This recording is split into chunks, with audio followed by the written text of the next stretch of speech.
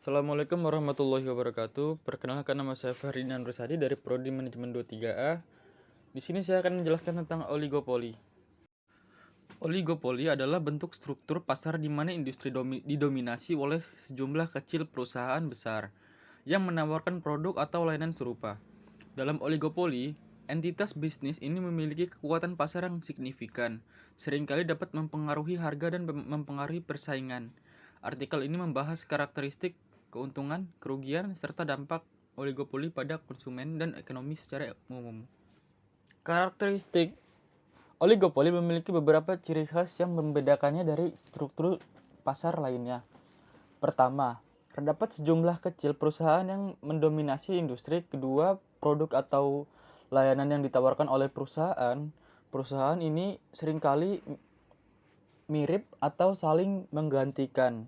Ketiga, ada batasan masuk bagi perusahaan baru ke dalam industri ini, baik karena modal yang dibutuhkan, regulasi pemerintah, atau kendala lainnya. Jenis oligopoli.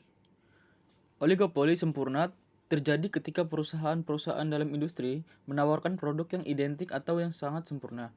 Sebaliknya, oligopoli diferensiasi produk. Oligopoli diferensiasi produk terjadi ketika produk atau layanan yang ditawarkan memiliki perbedaan yang dapat dikenal oleh konsumen, meskipun masih ada ketergantungan pada keputusan harga satu sama lain. Keuntungan perusahaan dalam oligopoli dapat mengalami keuntungan ekonomi tertentu. Karena mereka mendominasi pasar, mereka dapat mengontrol harga pasar dan memaksakan kebijakan tertentu, seperti strategi harga bersama atau inovasi produk. Keuntungan ekonomi ini dapat meningkatkan daya saing dan memberikan insentif bagi perusahaan untuk melakukan investasi lebih lanjut dalam riset dan pengembangan. Kerugian. Meskipun ada keuntungan, oligopoli juga memiliki kerugian tertentu. Salah satunya adalah ketidakstabilan pasar.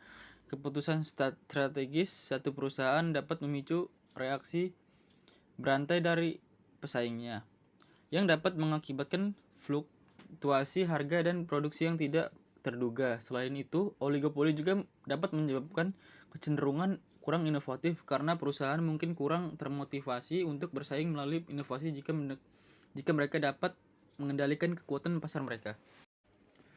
Pengaruh oligopoli terhadap konsumen. Oligopoli dapat memiliki dampak langsung pada konsumen. Kekuatan pasar yang dimiliki perusahaan-perusahaan dominan dapat mengarah pada penentuan harga yang tinggi, terutama jika mereka bekerja sama untuk menjaga keuntungan mereka. Namun, adanya persaingan antara perusahaan dalam oligopoli juga dapat mendorong inovasi produk dan peningkatan kualitas layanan untuk memenangkan hati konsumen.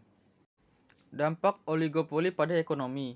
Dalam skala lebih besar, dampak oligopoli pada ekonomi dapat bervariasi. Di satu sisi, struktur pasar ini dapat meningkatkan efisiensi dan produktivitas karena perusahaan-perusahaan berusaha untuk tetap bersaing. Namun, di sisi lain, ketidakstabilan pasar dan kecenderungan kurang inovatif juga dapat menciptakan tantangan ekonomi. Regulasi yang tepat diperlukan untuk menjaga keseimbangan dan mencegah penyalahgunaan kekuatan pasar. Jadi kesimpulannya ialah oligopoli adalah fenomena kompleks yang melibatkan hubungan dinamis antara sejumlah kecil perusahaan besar. Sementara keuntungan ekonomi tertentu dapat diakui, dampaknya pada konsumen dan ekonomi secara keseluruhan memerlukan pemahaman yang cermat dan regulasi yang tepat. Oleh karena itu, pendekatan yang seimbang dan holistik diperlukan untuk menjaga keseimbangan antara kekuatan pasar dan perlindungan konsumen dalam lingkungan oligopoli. Baiklah, itu saja yang dapat bisa saya sampaikan. Kalau ada salah kata ataupun apa, saya minta maaf kepada Allah, saya mohon ampun. Saya akhiri. Assalamualaikum warahmatullahi wabarakatuh.